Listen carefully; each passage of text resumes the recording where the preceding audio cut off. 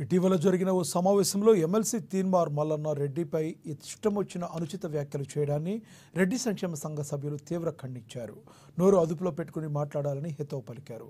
ఈ మేరకు వ్యాఖ్యలు నిరసిస్తూ బోధ్ మండల కౌట్ గ్రామంలో మల్లన్న దిష్టి బొమ్మకు పాడెకట్టి శవయాత్ర నిర్వహించారు. ఎవరైనా రెడ్డిలను కించపరిచే విధంగా మాట్లాడితే సహించేది లేదని హెచ్చరించారు. బేషరతుగా క్షమాపణ చెప్పాలని డిమాండ్ చేశారు.